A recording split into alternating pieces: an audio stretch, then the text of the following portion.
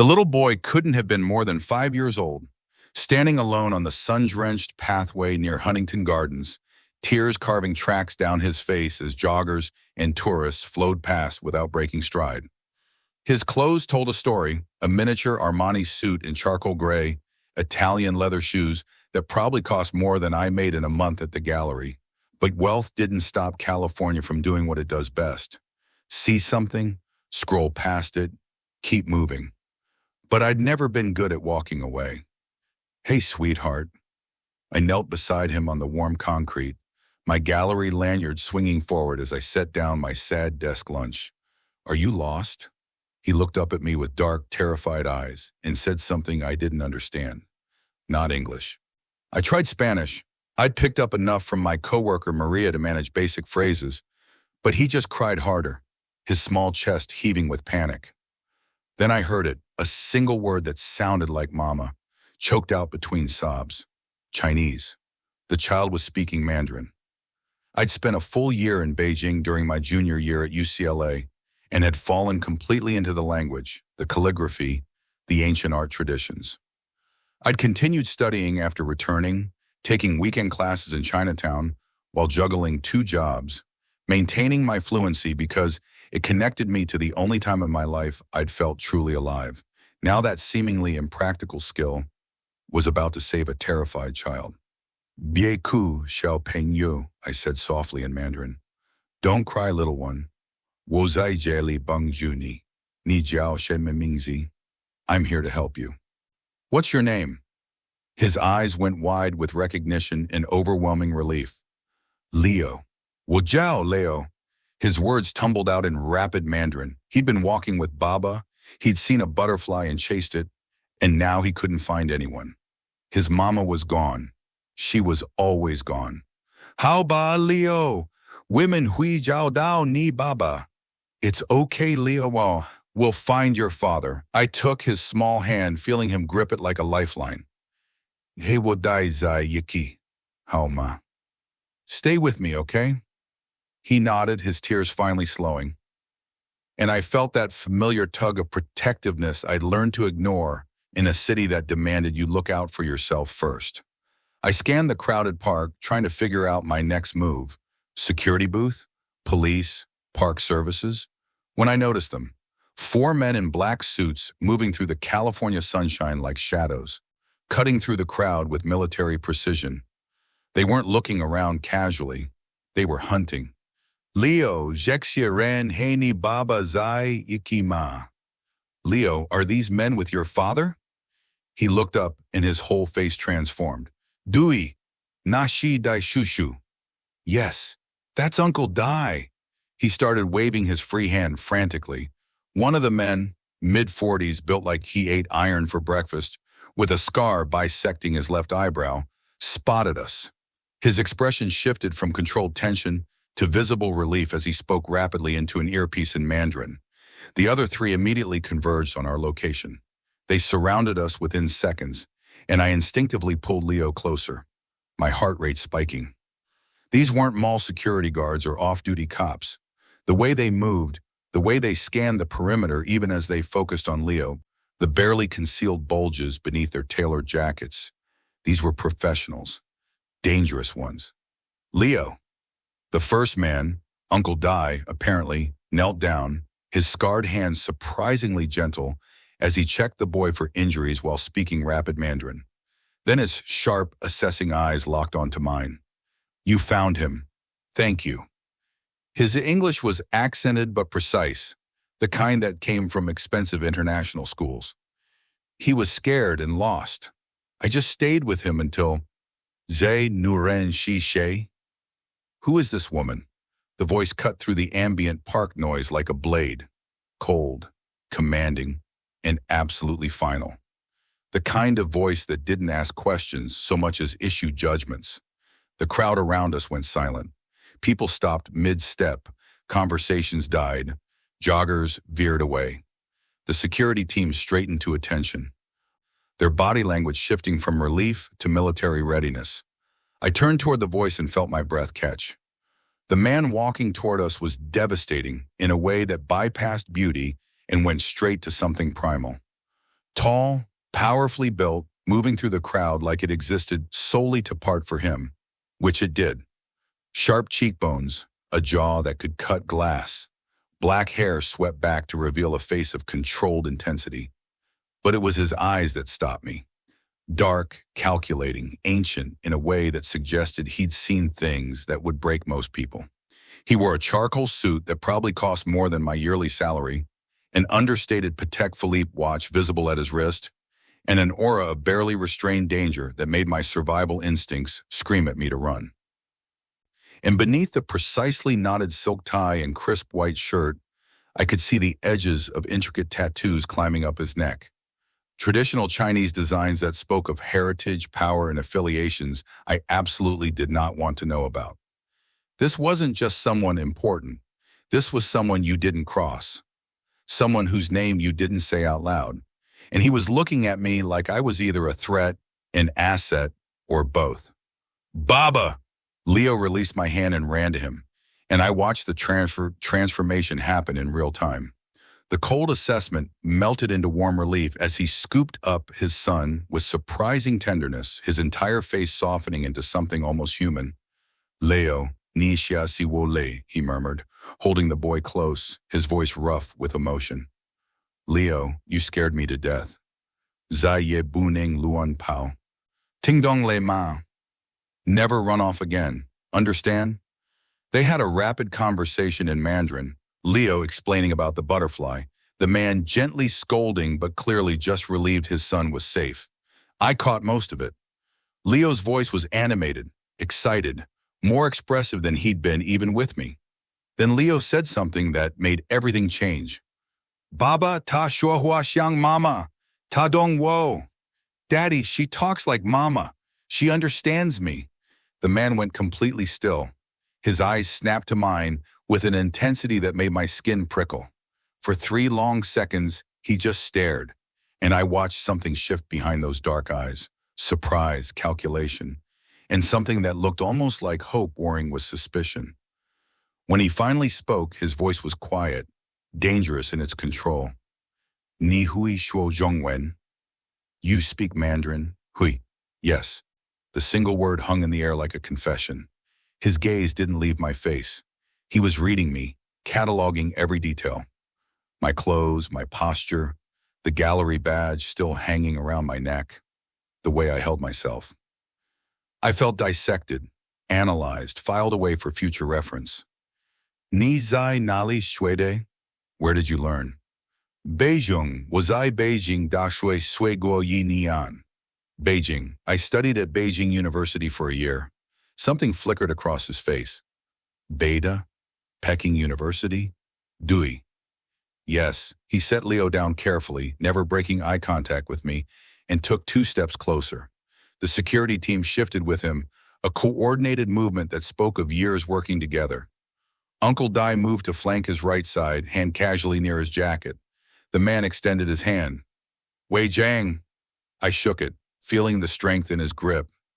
The calluses that suggested his hands did more than sign business documents or hold wine glasses at charity galas. These were hands that had built things, destroyed things. Isabelle Grant. Grant. He said my name slowly, testing it. Mei Guo Ren. American.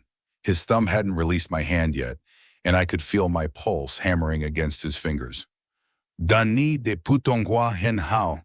Shengdiao Ye Hin Zhongque. But your Mandarin is excellent. Your tones are very accurate. I loved Beijing. The language felt like... I stopped myself. Why was I explaining? Felt like what? Like home. His eyes narrowed slightly, and I knew I'd said something significant.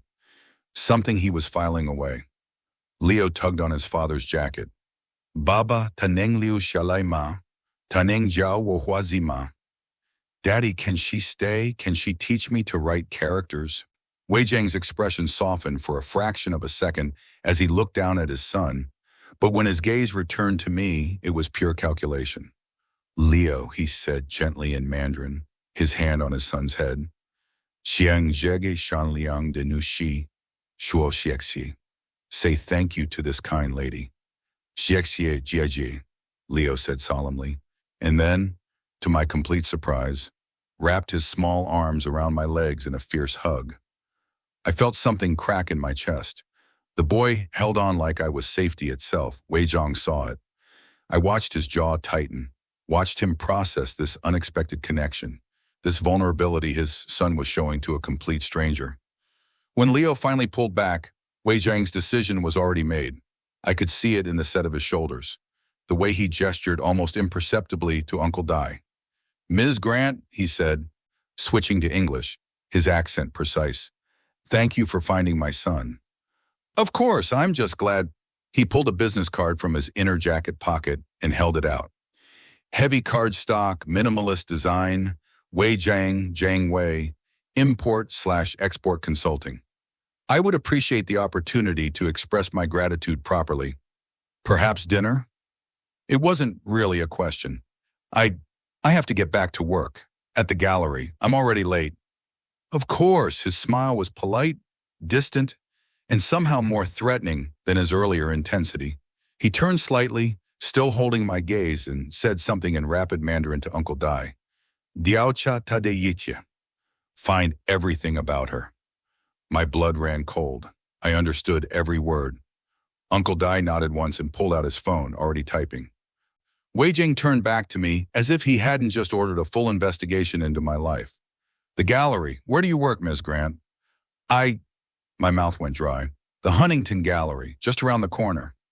"Huntington," he nodded slowly. "Chinese art?" "Some, mostly contemporary, but we have a small collection of..." "Then we have much to discuss." He glanced at his watch, that casual, expensive gesture. "But I see you're concerned about time, please. Don't let us keep you." He stepped back, and the security team immediately formed up around Leo. The crowd that had been frozen at a distance began to move again, but people were still watching, still whispering. "Think about dinner," Wei Zhang said softly. And then, in Mandarin so perfect it made my chest ache. "Wodeerzi hen shao dui rein je me kinjin, yoki shi zai ta mama kushi yiho. Ni yale ta yi jian li wu." My son is rarely this close to anyone, especially since his mother passed. "You gave him a gift." Leo waved at me as they turned to leave, his small hand in his father's, the security team moving with them like a living shield. I stood there on the pathway, the business card burning in my hand, watching them disappear into a waiting convoy of black SUVs. The last thing I saw before they pulled away was Wei Zhang watching me through the tinted window, his phone already to his ear. Speaking about me, investigating me. I made it back to my cramped studio apartment in Koreatown just after sunset, my shift at the gallery a complete blur. I couldn't remember a single customer I'd helped, couldn't remember what I'd eaten for dinner. All I could think about was that moment in the park. Diao cha tadeyiki. Find everything about her. The business card sat on my kitchen counter like evidence of a crime I hadn't realized I'd committed. I pulled out my laptop with shaking hands and did what I should have done hours ago. I Googled Wei Zhang, California. The first result made my blood run cold. Wei Zhang, 38, alleged head of West Coast Triad operations, controls an estimated 500 Barnora's criminal enterprise spanning import/export, real estate, and protection services. Immigrated from Guangzhou at 16. No criminal convictions despite multiple federal investigations. Known for... I couldn't read the rest. My hands were trembling too hard. I clicked on images. There he was, stepping out of federal court, his lawyer beside him. At a charity gala, shaking hands with a California senator.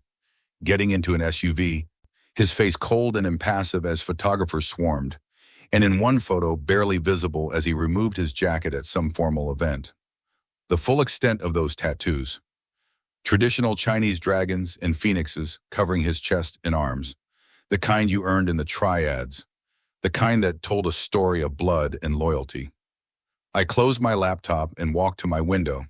The black SUV was parked across the street from my building, engine running, waiting. My phone buzzed. Unknown number. The message was in perfect Mandarin. 你今天给了我儿子一份礼物，现在我想给你一份礼物。我们需要谈谈。明天晚上8点，会有车来接你。请不要让我失望. Zhang Wei, you gave my son a gift today. Now I want to give you one. We need to talk. Tomorrow night, 8 p.m., a car will collect you. Please don't disappoint me. Wei Zhang. I stared at the message, at the SUV outside, at my reflection in the darkening window. At the stack of bills on my counter, the rejection letter from the Getty Museum, the eviction warning I'd shoved in a drawer.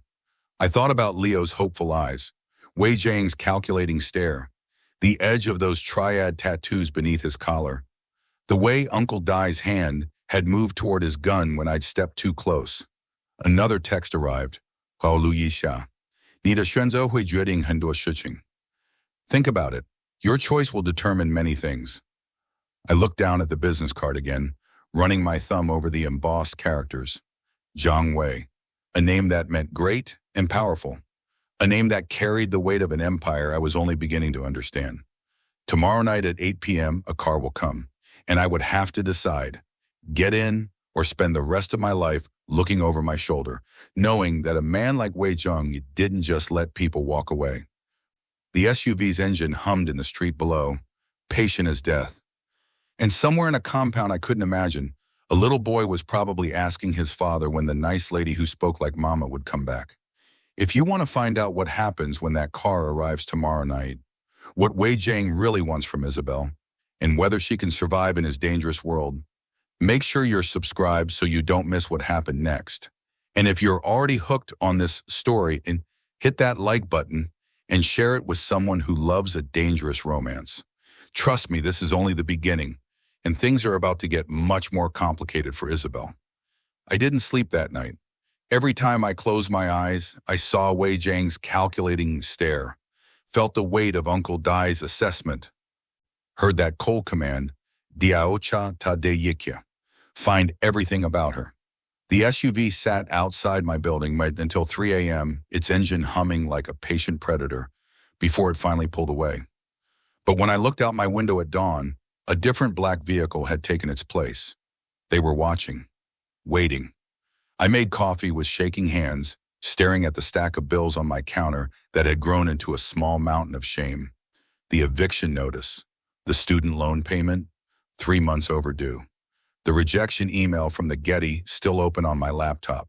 We regret to inform you that we've selected a candidate whose experience better aligns with our current needs.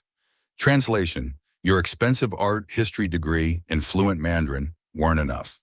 My phone buzzed at exactly 7 a.m. Unknown number. Another text in flawless Mandarin. Zhao An, Yi Sha Bayer. 你做完水的号吗？我想大概没有。今天晚上8点，我会派车来接你。我们有很多什么讨论。别担心，这只是晚餐。Zhang Wei, good morning, Isabelle. Did you sleep well last night? I'm guessing no. Tonight at 8 p.m., I'll send a car. We have much to discuss. Don't worry, it's just dinner. Wei Zhang, just dinner, with a man whose organization allegedly controlled half the illegal imports on the West Coast. Here's my question for you. Would you get in that car knowing what Isabelle knows, or would you run? Drop your answer in the comments because what she decides next changes everything. I pulled up the Google searches I'd obsessively refreshed all night. Wei Zhang's face stared back at me from a dozen news articles and FBI surveillance photos. Alleged Triad kingpin walks free after witness recants. Zhang empire expands into legitimate real estate. Federal task force disbanded after 3-year investigation yields no convictions. The man was untouchable, dangerous, connected to violence I couldn't even imagine. And he wanted to have dinner with me. Another text arrived.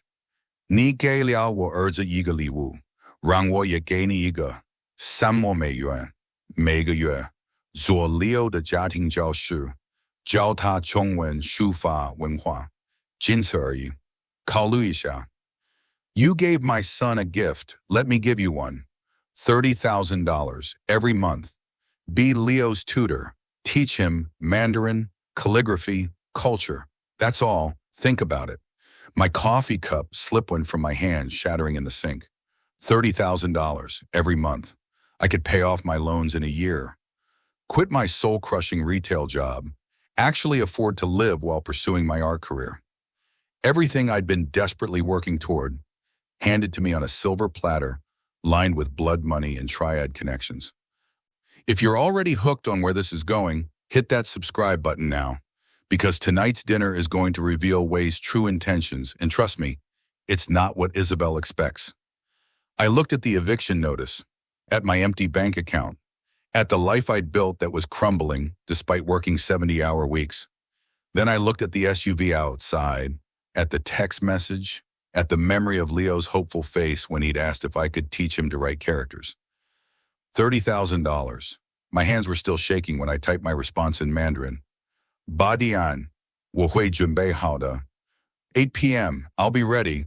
The reply came instantly. 聪明的选择一下贝尔今晚见. Smart choice, Isabelle. See you tonight. I set down my phone and stared at my reflection in the darkened laptop screen. What had I just agreed to? The black Mercedes arrived at exactly 7:55 p.m., idling outside my building with the precision of a Swiss watch. Uncle Dai stepped out, his scarred face impassive as he opened the rear door. No greeting, no explanation, just the silent expectation that I would comply. I climbed in, my heart hammering against my ribs, and we pulled into Los Angeles traffic without a word. The drive took 30 minutes through increasingly wealthy neighborhoods until we reached downtown's financial district. The car slid into an underground garage beneath a sleek glass tower that reflected the city lights like a blade. Private elevator. Biometric scanner.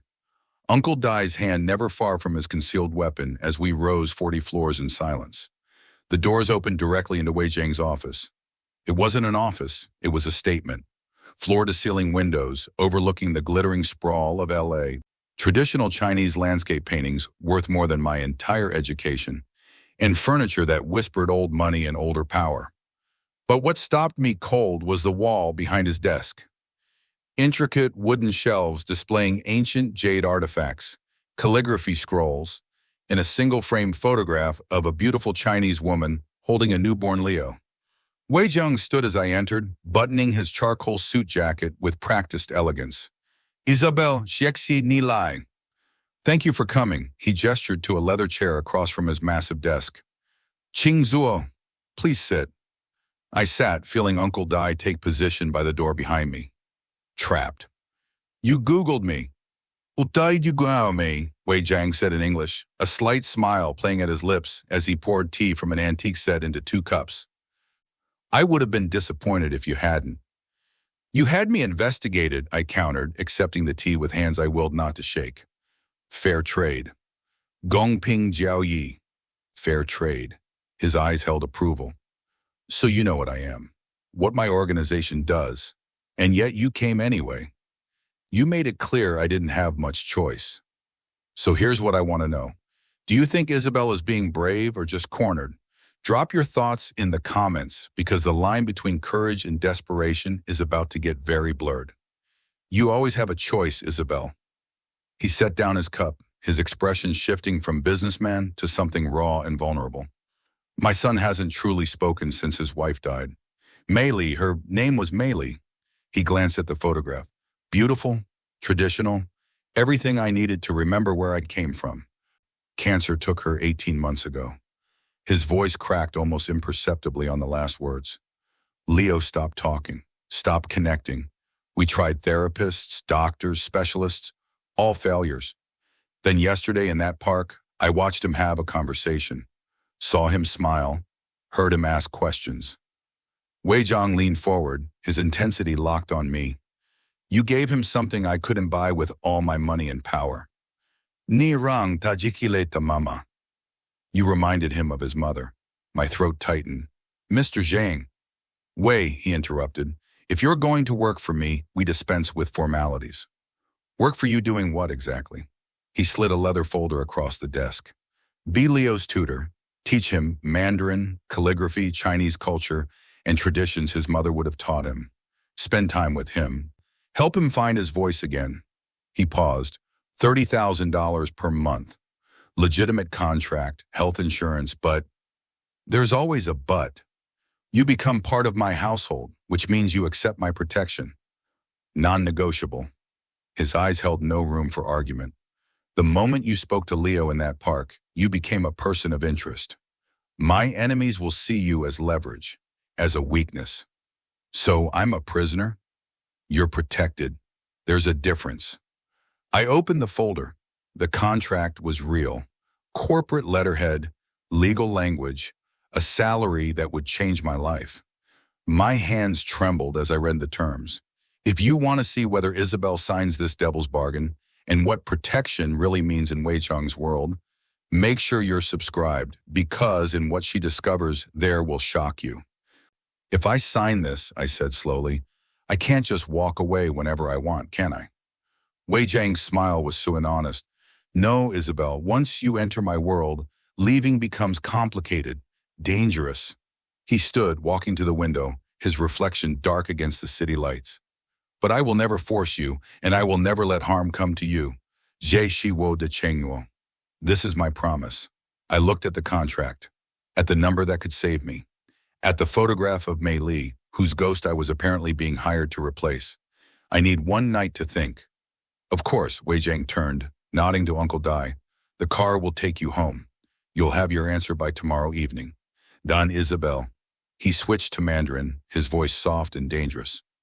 Shanzai ni yijing jedao tai duole. Wulun ni chambu qian. Ni du zai wo de bao hu zixia. But Isabelle, you already know too much now. Whether you sign or not, you're under my protection. It wasn't a threat. It was a fact. And as Uncle Dai escorted me back to the Mercedes, I realized Wei Zhang had already made my decision for me the moment I'd knelt beside his son in that park. I just hadn't known it yet. I signed the contract at midnight, my signature looking small and insignificant beneath the corporate letterhead. By 9 a.m. the next morning, Uncle Dai was at my door with 2 additional security personnel and instructions to pack essentials. You'll work from the compound during tutoring days, he explained in his gruff Mandarin. Mr. Zhang has prepared quarters for you. The compound sat in the Hollywood Hills, hidden behind 12-foot walls and security gates that looked like they could stop a tank. But once inside, I forgot to breathe. It was stunning. Modern glass and steel architecture blended seamlessly with traditional Chinese gardens, koi ponds, moon gates, carefully manicured bonsai trees, and red lacquered pavilions. The main house sprawled across the hillside like a sleeping dragon, floor-to-ceiling windows offering views of Los Angeles that probably cost more than most people's homes. Wei Zhang met me in the foyer, dressed casually in black slacks and a white shirt that somehow made him look more dangerous, not less. Huanying. Welcome. His eyes held something I hadn't seen before. Hope, maybe? Or just desperate relief. Leo's been asking about you since dawn. Question for you. Have you ever taken a job that felt wrong but necessary? Tell me in the comments because Isabelle's about to cross a line she can't uncross. He led me through halls decorated with museum-quality art to a sunlit room overlooking the garden. Leo sat at a low table wearing a simple blue shirt, his small hands fidgeting nervously until he saw me. Lao Shu, teacher. His face transformed and he launched himself at me with the unself-conscious joy only children possess. I knelt, catching him, feeling that same crack in my chest from the park. Ni hao, Leo. Ni junbai hao shui shi le ma? Hello, Leo. Are you ready to learn? Junbai hao lei. Ready? Wei Zhang watched from the doorway. And when our eyes met, I saw a man trying not to fall apart with relief. We started with calligraphy. I'd brought ink, brushes, and rice paper from Chinatown. Leo's small hand gripped the brush clumsily at first, but I guided him through the basic strokes, speaking softly in Mandarin about how his mama probably learned these same characters as a little girl. She did.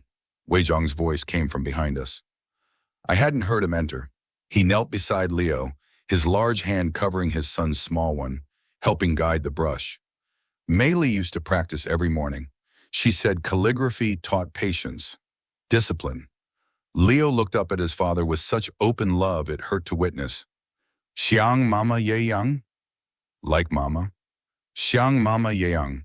Like mama. I moved to give them space, but Wei Zhang caught my wrist gently. Stay, please. Zhe shi ni dai lai de. This is what you brought. His eyes held mine. Vulnerable, raw, nothing like the cold crime boss from the office tower. If you're invested in seeing where this dangerous connection leads, Hit subscribe now. Chapter 5 is where the professional relationship starts becoming something much more complicated. We spent 2 hours like that, teaching Leo the character for family, Gia, for love, I, for home, Gia. Wei Zhang never left, sitting quietly, occasionally helping, mostly just watching his son laugh and chatter and ask endless questions in Mandarin. When Leo finally tired, curling up on the cushions with a classic children's book I'd brought, The Monkey King, Wei Zhang walked me to the garden. "Thank you," he said quietly in English, staring out at the koi pond, where orange and white fish glided like living calligraphy. "I haven't seen him like this since Mei Li died. He's a beautiful child, smart, sensitive. He's all I have left of her." Wei Zhang's voice cracked. He turned to me, and I saw the 16-year-old immigrant he'd mentioned, lost, grieving, trying to hold together an empire while his heart was broken. "I came here with nothing, Isabelle. Worked in restaurant kitchens, slept in a room with 6 other men, sent every dollar back to my family in Guangzhou.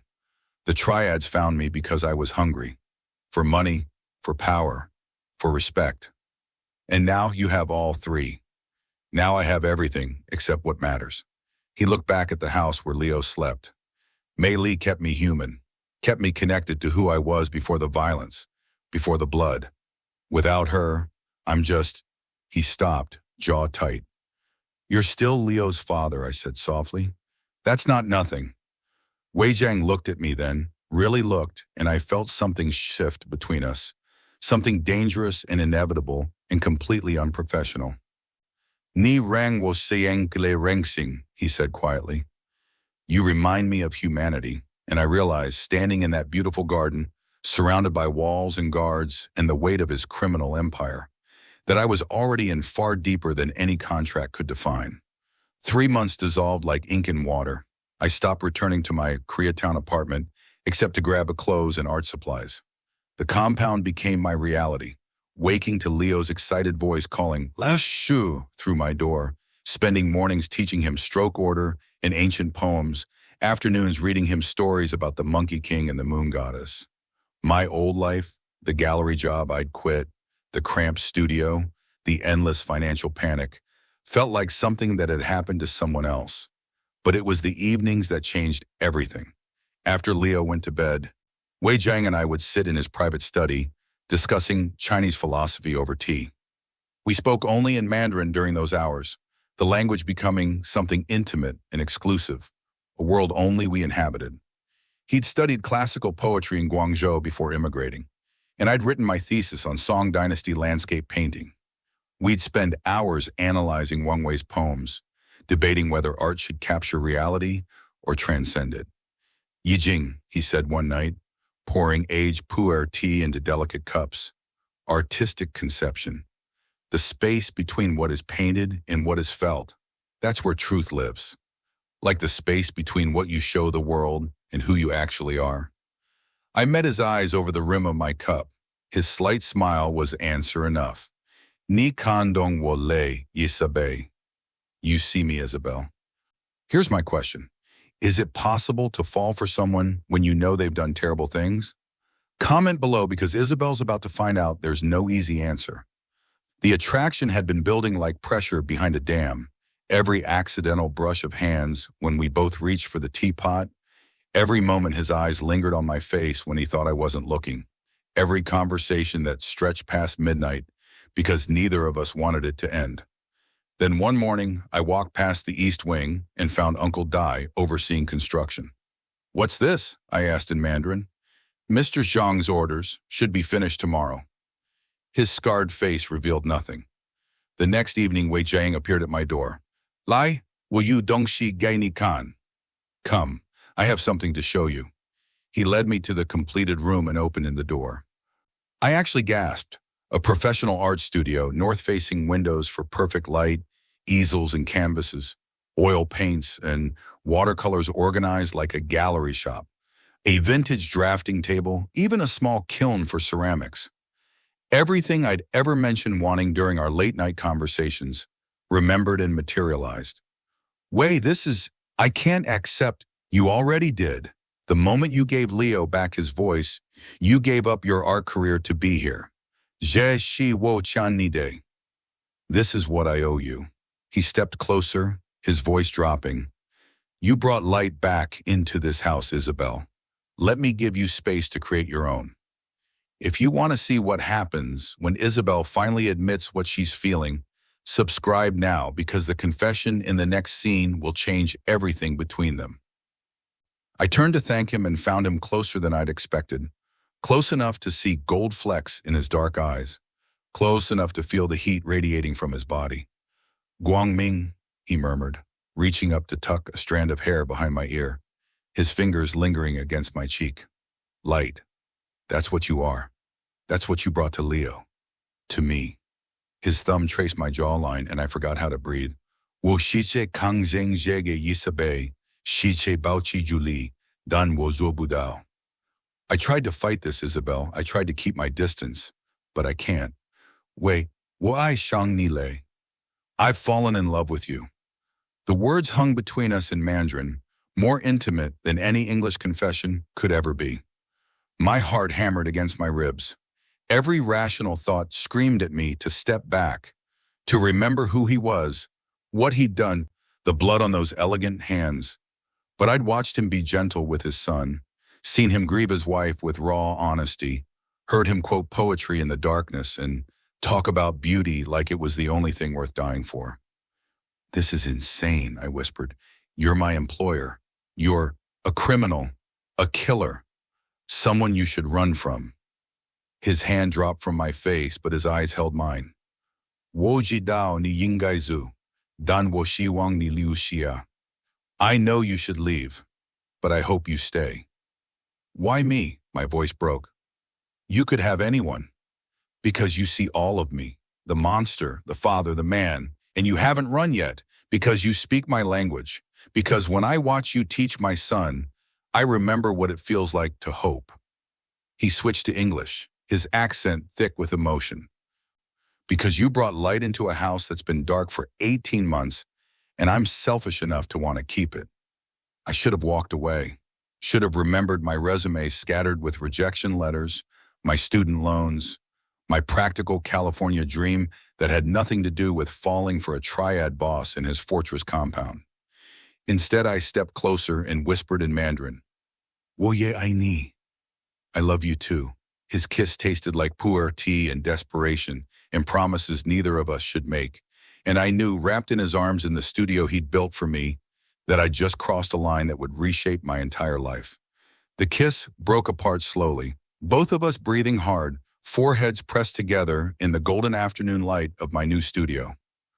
Wei's hands trembled slightly where they cupped my face, the first time I'd ever seen him show physical evidence of losing control. Zhe bu yingai fashing, he murmured against my lips. This shouldn't happen.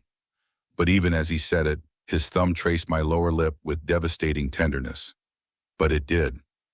I pulled back enough to meet his eyes, my heart hammering so hard I was sure he could hear it. I've been attracted to you since that first day in the park, and I've spent 3 months trying to convince myself it was just gratitude or fascination with your world or what? His voice dropped to barely a whisper. Or the fact that you are the most complicated, brilliant, terrifying man I've ever met. You quote Tang Dynasty poetry and run a criminal empire. You're gentle with Leo and ruthless with your enemies. You built me an art studio while keeping armed guards at every door. I touched his face, feeling the sharp line of his jaw beneath my palm. I should be afraid of you, but instead I just want... He kissed me again, and this time there was nothing gentle about it. This was 3 months of tension and denial igniting all at once, his hands in my hair, my back against the wall beside the new easel.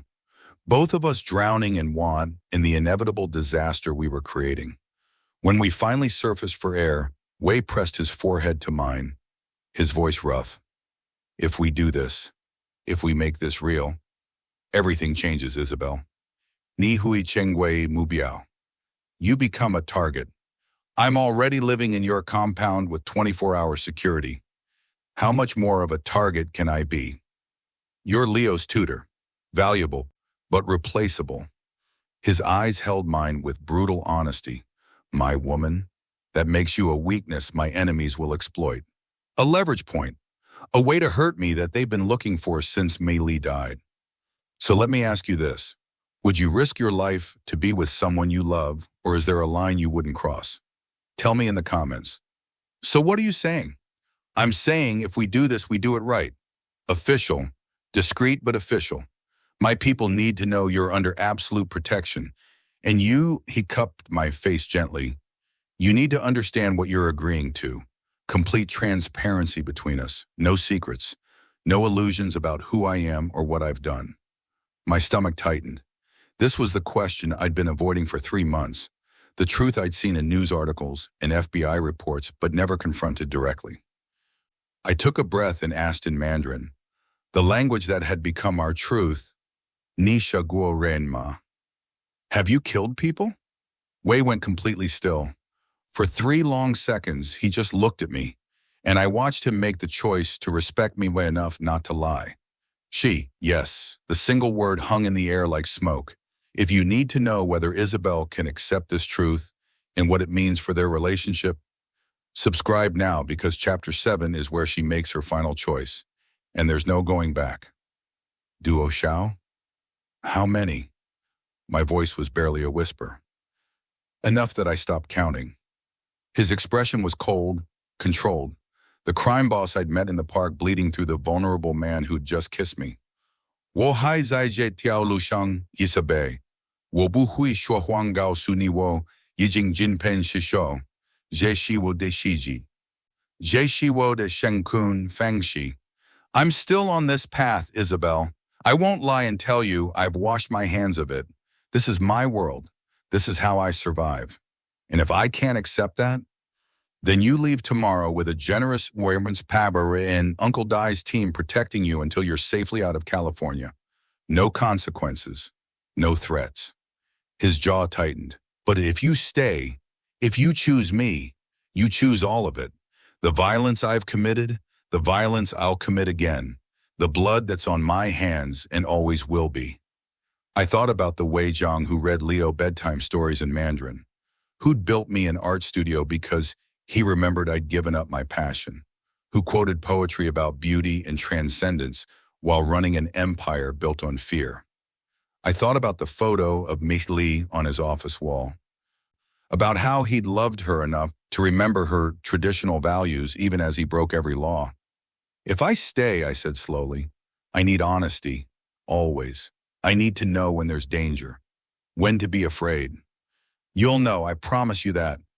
And Leo, he's my priority. Whatever we are, his safety comes first. Always. Wei's eyes held mine. He's why I built this compound into a fortress. Why I have the best security money can buy. Tashi wo de yikya, he is my everything. I took a shaky breath, feeling the weight of the choice pressing down on me. Walk away from the best job I'd ever had, from the child I'd grown to love, from the man who'd somehow become essential to my breathing. Or stay with a killer who quoted poetry and kissed me like I was oxygen itself. I need one condition, I whispered. Anything. Never lie to me. Not about what you do, not about the danger, not about any of it. I gripped his shirt, pulling him closer. I can live with the truth, Wei, but I can't live with beautiful lies. Wo Bao Zhang, I promise. He kissed me softly, reverently. No more secrets, Isabelle. Jiyu Zhenxiang. Only the truth. And when I kissed him back, I knew I was choosing to love a man whose hands had taken lives. But those same hands were gentle when they held his son. And when they held me, they trembled. Wei Zhang announced our relationship the next morning during what I learned was his daily security briefing, a gathering of his top lieutenants in the compound's operations center that I'd previously been excluded from. This time, Uncle Dai came to my studio at dawn with a simple message. Mr. Zhang requests your presence. I walked into a room of 15 dangerous men, all of whom went silent when I entered. Wei stood at the head of a conference table covered in surveillance monitors and tactical maps, looking every inch the crime boss in a black suit that probably cost more than a car. But when his eyes found mine, they softened with something that looked almost like pride. Zhe Wei Shi Yesabe, he said in Mandarin, his hand extending toward me. This is Isabelle. Leo de Laoshi, Wo de Nuren. Leo's teacher, my woman. He paused, letting the words settle over the room like a declaration of war. Kong Shanzai Kaishi, Ta Shao Dao Zuigao Jibie de Baohu. Ren He Weishe Ta de Ren Do Shidui Wo de Jijie Weishe. Dao Mingbai Ma. From now on, she receives the highest level of protection. Anyone who threatens her is a direct threat to me. Everyone understand? A chorus of Shi Laoban echoed through the room. Yes, boss. Uncle Dai stepped forward, his scarred face betraying the slightest hint of approval. We'll need to adjust security protocols. Expand the perimeter team. Do it. Wei's hand found the small of my back, a possessive gesture that sent electricity down my spine. And clear my schedule for tonight. Wo Yao Dai Tachuku? I'm taking her out. Here's what I want to know. Have you ever had to choose between what's right and what feels right? Drop your answer below because Isabelle's about to discover those aren't always the same thing. The restaurant was the kind of place that didn't have a sign, didn't take reservations from people who weren't pre-approved, and definitely didn't appear on any Yelp list. Wei's security team swept it an hour before we arrived, and Uncle Dai positioned men at every exit while we were escorted to a private room overlooking the LA skyline. This is what dating you looks like? I asked as a waiter poured wine that probably cost more than my monthly salary used to be. This is what keeping you alive looks like. Wei's slight smile took the edge off the words. I told you, you're a target now, Isabelle. Every rival who wants to hurt me will look at you and see opportunity. So romantic. Romance is easy. Keeping you safe requires planning. He raised his glass. Wei women de Xuanze. To our choices. I clinked my glass against his, tasting wine that was probably older than I was. Tell me something. The Triads, your organization, what exactly do you do? Beyond the vague import-export on your business card. Wei set down his glass, studying me with those dark, calculating eyes. You want complete honesty? That was the deal.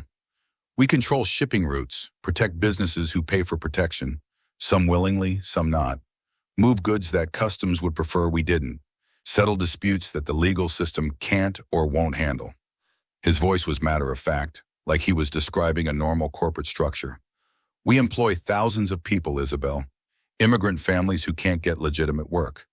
Communities the police ignore. We're not heroes, but we're not just predators either. You're the line between protection and extortion. Sometimes, other times we're the only thing standing between vulnerable people and much worse organizations. He leaned forward. I won't pretend I'm noble. I've hurt people who deserved it and people who probably didn't. But in my world, hesitation gets you killed. Mercy is a luxury reserved for people with less to lose.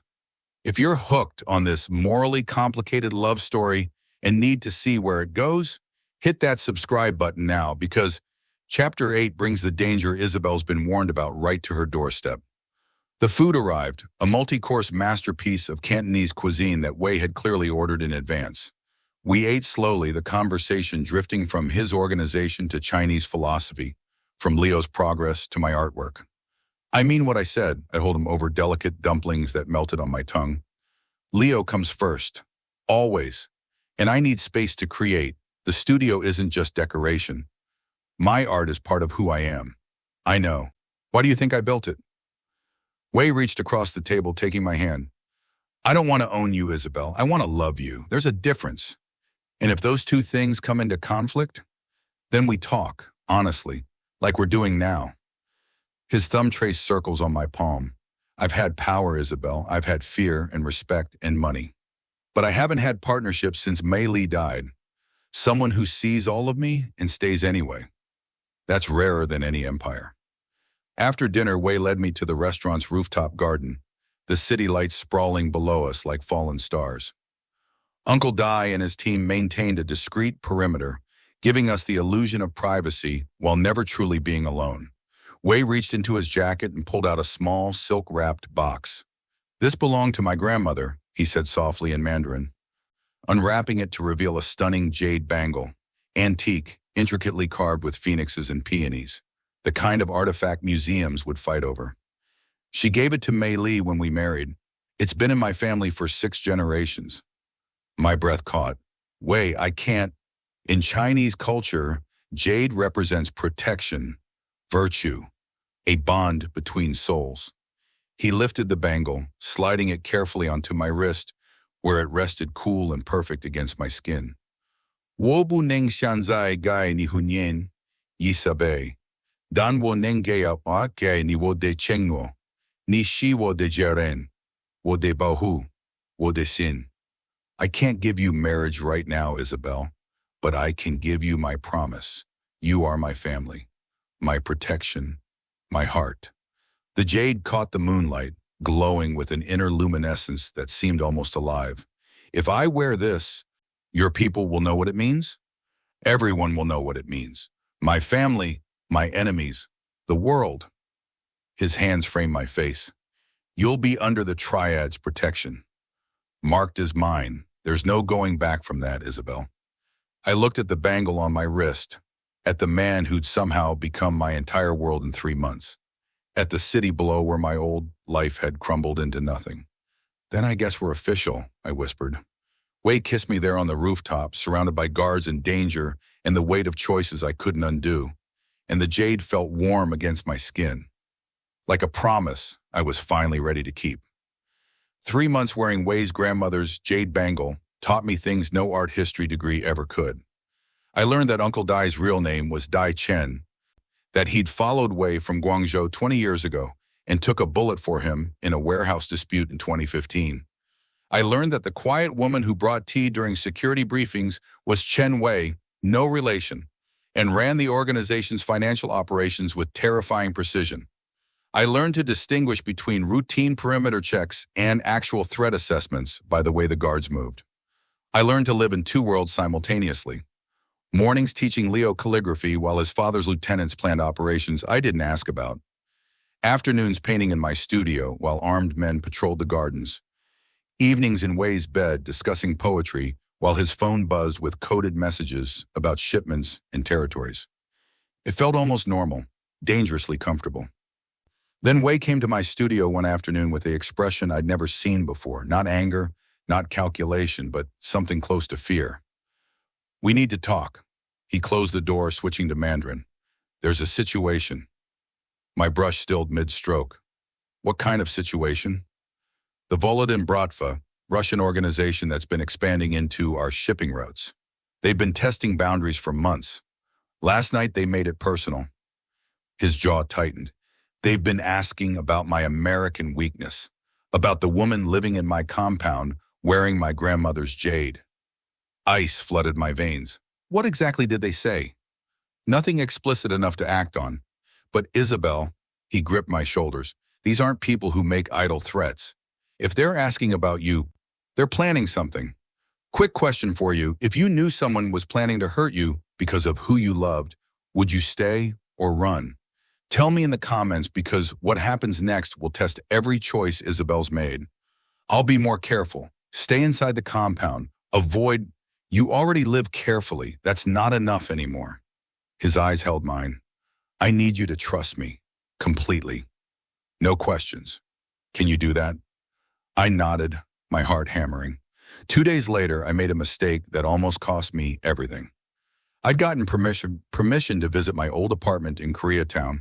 I needed specific art supplies from my former studio, and Uncle Dai Mashwawi had cleared the trip with a full security detail.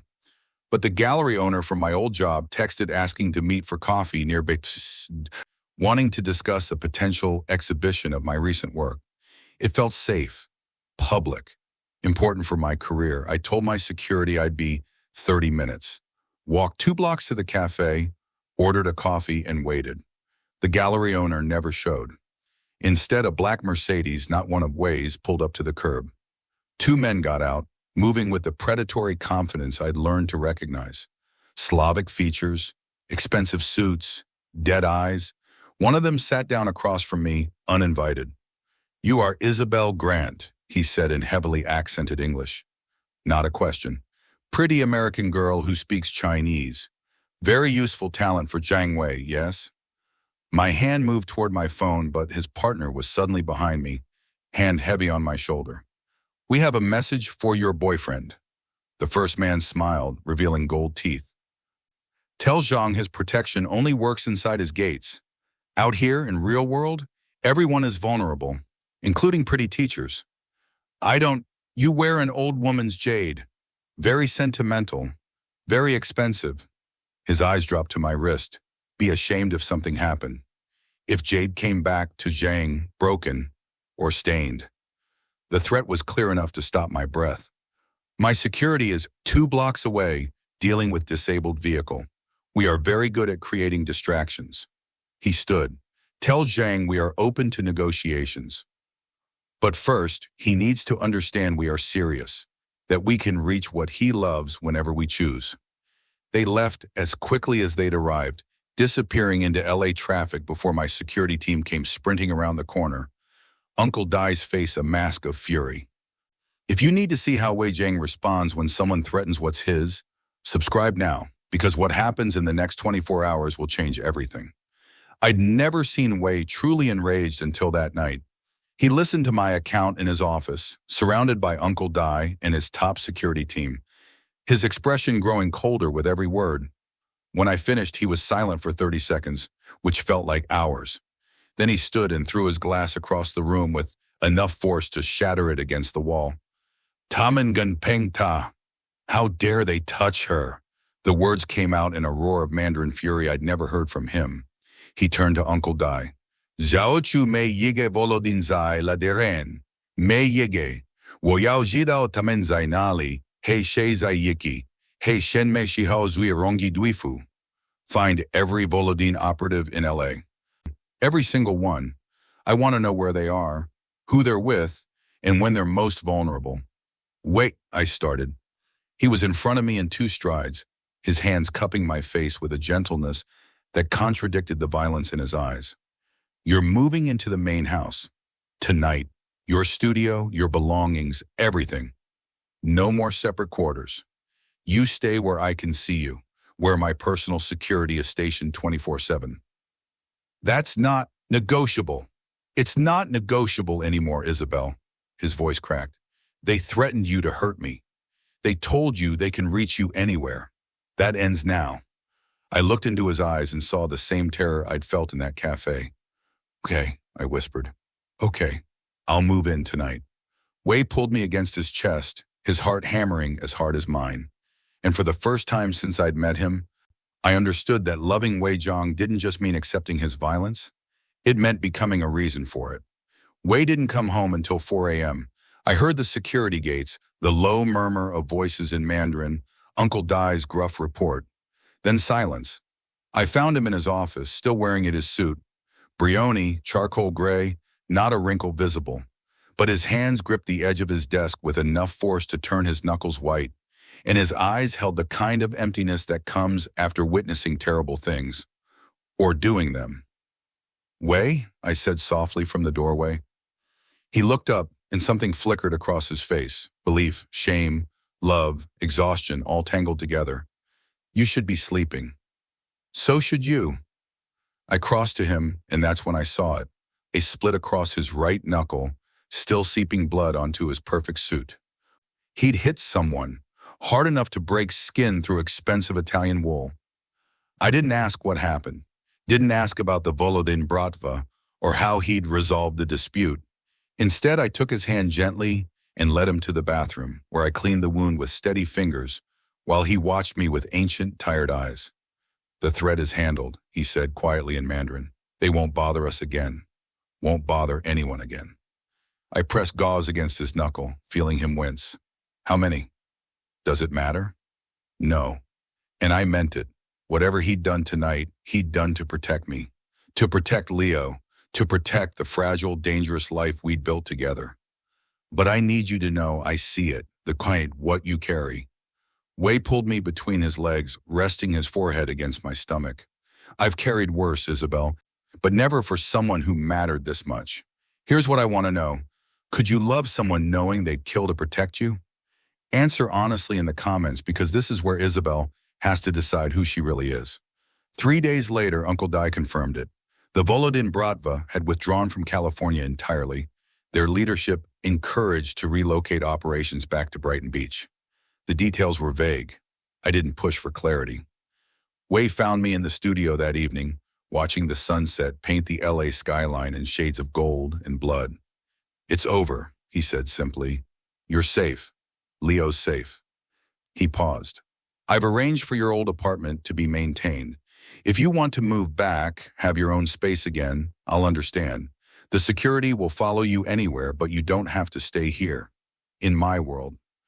In this life." I turned to face him, this complicated, brilliant, terrifying man who'd somehow become my home. "Jelly shi wo de jia," I said softly. "This is my home." His eyes widened slightly. "Isabelle, I'm not staying because I'm afraid or because you're paying me or because I feel trapped." I crossed to him, taking his still bandaged hand.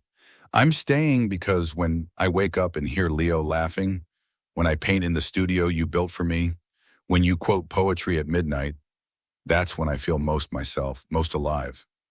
I touched his face. "This is my family now, you and Leo. The compound, the danger. All of it, je shiwo shuanze de shenghuo. This is the life I choose." Wei kissed me then, deep and desperate and grateful. "Jia ge wo. Marry me." I pulled back, breathless. "What?" "Not now, not until you're ready. But eventually when you're when you're sure this is what you want, marry me. Let me make this official in every way that matters." His hands framed my face. "I lost Mieli.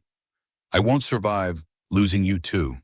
So marry me, Isabelle, when you're Baneti, and let me spend the rest of my life protecting what we've built." If you want to see Isabelle's answer and find out how this dangerous love story ends, make sure you're subscribed because the proposal scene will absolutely wreck you in the best way. 6 months later, Wei came to my studio with Leo, both of them wearing matching nervous expressions. "Lao Shu," Leo said solemnly, holding a small velvet box in his tiny hands. "Baba yu hua ya wen ni. Daddy has something to ask you." Wei knelt beside his son, taking the box and opening it to reveal a ring, antique platinum and jade, perfectly matched to the bangle I still wore every day. "Yesabe," he said, his voice rough with emotion. "You brought light back to this house when I thought we'd live in darkness forever. You gave Leo his voice. You gave me hope. You chose us when you could have run." He took my hand. "Wo ai ni, yong yuan ai ni, jage wo ba. I love you. I will always love you. Marry me." Leo bounced on his toes. "Ching jie ching. Please, teacher, please." I looked at them, this boy I'd rescued in a park who'd become my son in everything but paperwork, this dangerous man who'd become my heart, and realized I'd stopped running from my complicated life months ago. "She," I whispered, pulling them both into my arms. "Yes, Yong Yuan she. Always yes." The wedding was small, intimate, held in the compound gardens with only Wei's closest associates and Leo as ring bearer. Uncle Dai walked me down the aisle with surprising gentleness. Chen Wei cried. And when Wei slipped the jade ring onto my finger, whispering vows in Mandarin that promised protection, devotion, and eternity, I felt the last piece of my old life fall away. I am Isabelle Zhang now, wife of a Triad boss, mother to a boy I'd found crying in a park, artist whose work now hung in galleries across California, dark, beautiful pieces that captured light and shadow, danger and love, all the contradictions of my impossible life.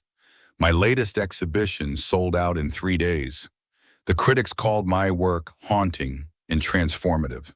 They had no idea I painted in a fortress, that my muse wore expensive suits and had blood on his hands, that my greatest masterpiece was the family we'd built from grief and chance encounters. Leo started first grade speaking perfect Mandarin and English, confident and bright and loved beyond measure.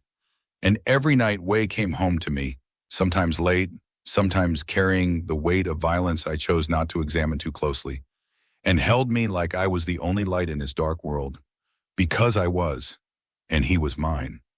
"O ai ni Isabe," he whispered one night as we watched Leo sleep, the compound silent around us, the city glittering in the distance.